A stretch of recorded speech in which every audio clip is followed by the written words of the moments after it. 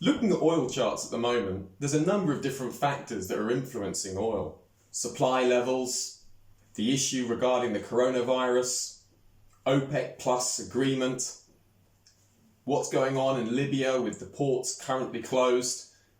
These factors are important for oil and will determine the future path of oil. So in this video, I'm going to be outlining and detailing those factors in a little bit more detail, and then we'll be looking at the oil chart to see what factors we will need for the price of oil to go up or down.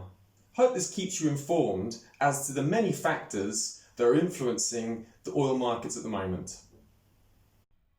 Sometimes it can be tricky to hold together all the different factors influencing a commodity or a currency, and a good example of that at the moment is oil.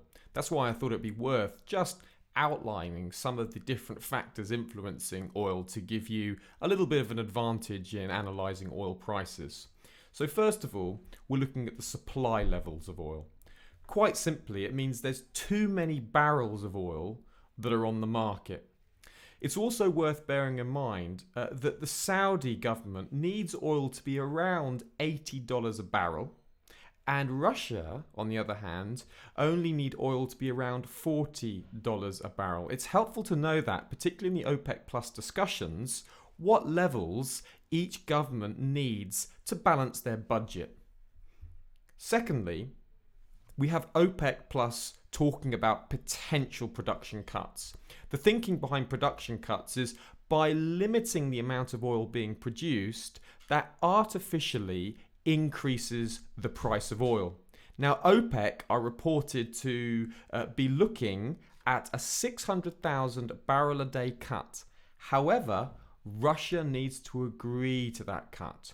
So if Russia agreed to that cut, then obviously that would support the prices of oil. However, at the moment, one of their Russian ministers said that they were pretty content with the amount of demand that was coming from China through to Russian oil, indicating that maybe he won't be cutting sometime next week, which at the time of this video, I'm making this on the 7th of February. The third area impacting oil is the coronavirus demand reduction. Basically, if many people are sick, they aren't going to go to work, people won't travel, tourism will be hit, people won't be able to go and use public transport, airplanes, tourism. So all of this impacts the demand for oil. So if the coronavirus gets worse, there's going to be even less demand for oil, which would drive down prices further. The fourth factor, and one that's easy to overlook, is the fact there's a number of eastern ports in Libya that are closed. There's been some civil unrest, and as part of the internal struggles of Libya has resulted in these eastern ports being closed. That has supported oil prices for the time being. So that's kind of an underlying supporting factor in the price of oil at the moment.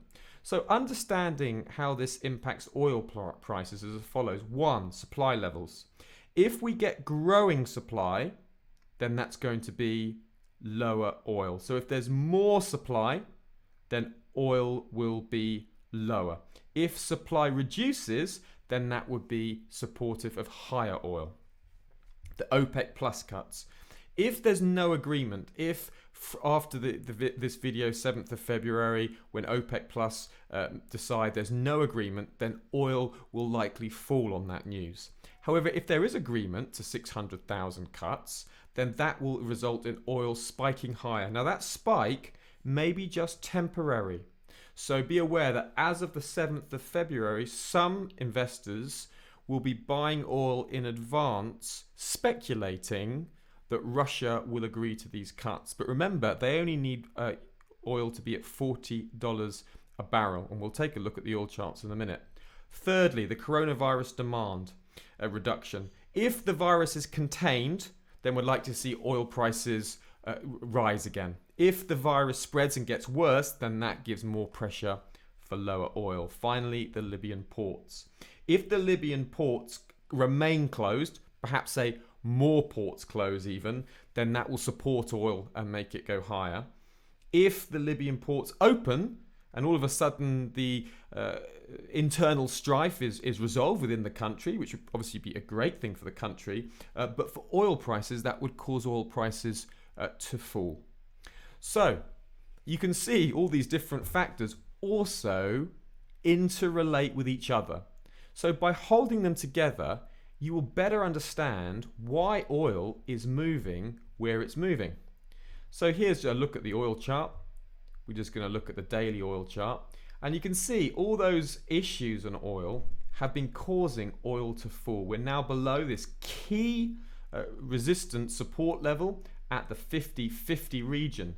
And this will be a key line in the sand technically for the price of oil. However, you now know the 4 major factors influencing oil, so that should better inform you when you come to make your decisions in trading oil. I hope you find this helpful, and if you do find this helpful, it would be great if you could pass and share this video on. Thank you very much.